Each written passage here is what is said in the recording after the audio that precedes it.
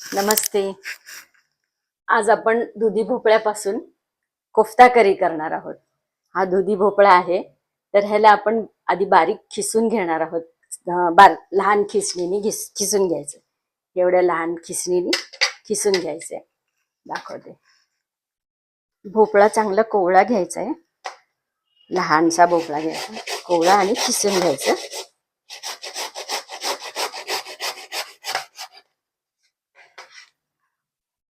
आता हा खिसलेला भोपळा आहे ना, जरासा ह्याला पिळून घ्यायचं, कारण ह्याच्यात पाणी खूप जास्त असतं आणि हे पाणी टाकायचं नाहीये, आपल्याला ग्रेव्हीमध्ये वापरायचं हे पाणी. असं पिळून घ्यायचं पाणी, नाहीतर काय होतं, खूप जास्त पातळ होतं. मग ते आपल्याला हे बनवायचं जे आहे त्याच्यासाठी असं हे कोरडं कोरडं कोरडं घ्यायचं. आणि ह्याच्यात ना बेसन घालायचं थोडंसं. त्याच्यात मावेल एवढं बेसन घालायचं. बघायचं आपल्याला किती लागते ते, त्या पद्धतीने घालायचं. बेसन, हे तिखट, हळद आणि जरासा सोडा घालायचा. जरासा एवढासा घातला बघा. सोडा, खायचा सोडा, ह्याला घालतो तो, भज्याला वापरतो ते. आणि एवढंसं मीठ घातलं ह्याला. थोडंसं आलं लसणाची पेस्ट घालायची. हे आलं लसूण कोथिंबीरची पेस्ट घालते एवढी. आता हे ना मळून छान घ्यायचं आणि ह्याचे गोळे करून तळून घ्यायचे आहेत आपल्याला. छान कणिक मळतो आपण तसं गोळे मळून घ्यायचे. आता हे जर का कोरडं वाटत असेल आपल्याला, तर आपण जे पाणी काढून ठेवलेलं आहे ना, ते आपण वापरू शकतो. भोपळ्याचंच पाणी ह्याला जरासा.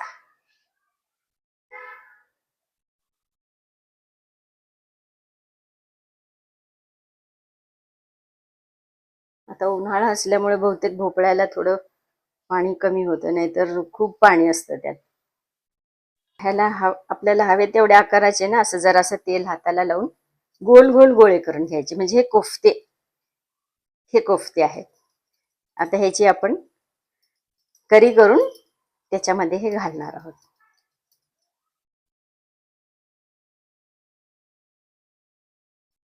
हे आधी कोफ्ते तयार करून घ्यायचे.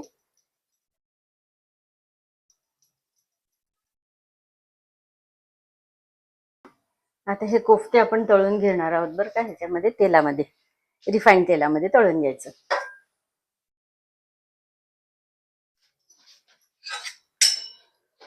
तेल तापले का बघू छान.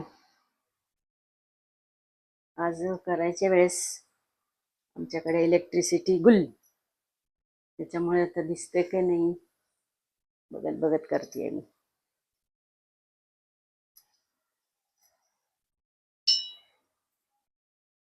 छान व्यवस्थित तळून घ्यायचं ह्याच्यातून, आता तेलातून.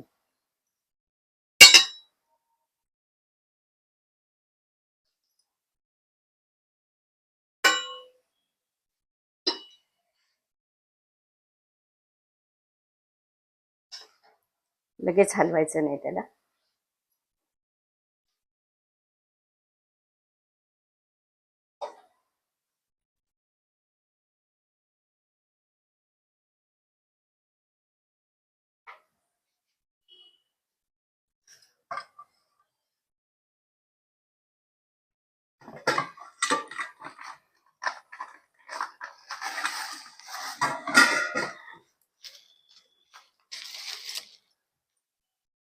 वा, आता छान दिसते बघा.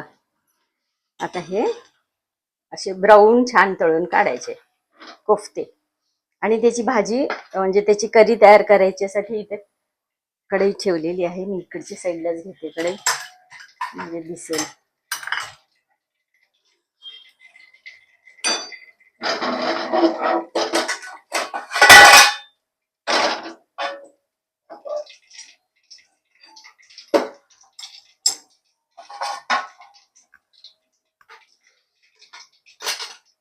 हे आपण करीची तयारी केलेली आहे.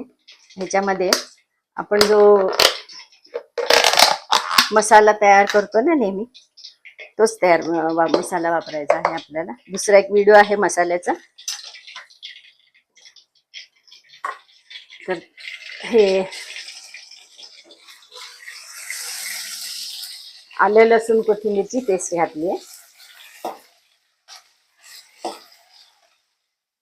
आपल्या मसाल्याच्या तिखटामध्ये सगळे मसाले असतात म्हणून मी वापरत नाही. तुमच्याकडे जर साधी मिरची असेल तर तुम्ही गरम मसाला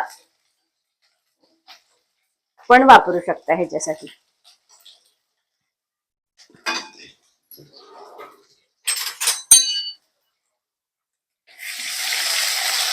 हे गरम.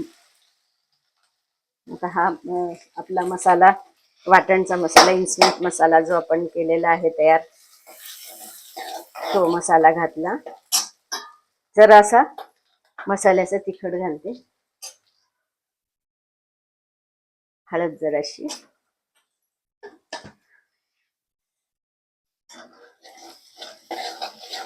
आणि हे घट्ट दही आहे, दही घालायचं थोडं.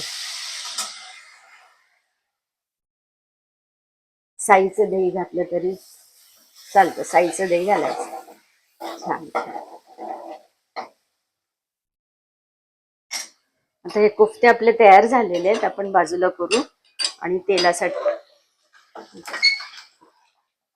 पाणीसाठी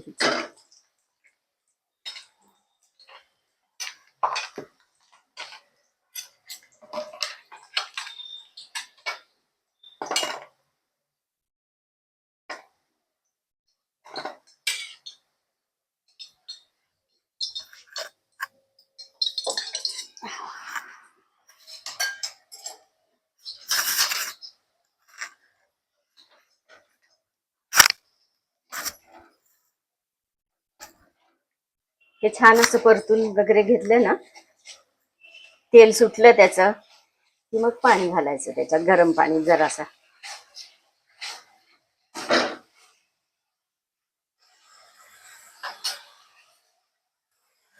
लेंदी प्रोसिजर आहे, पण आपल्याला कधीतरी असं करावंच लागतं ना, खास.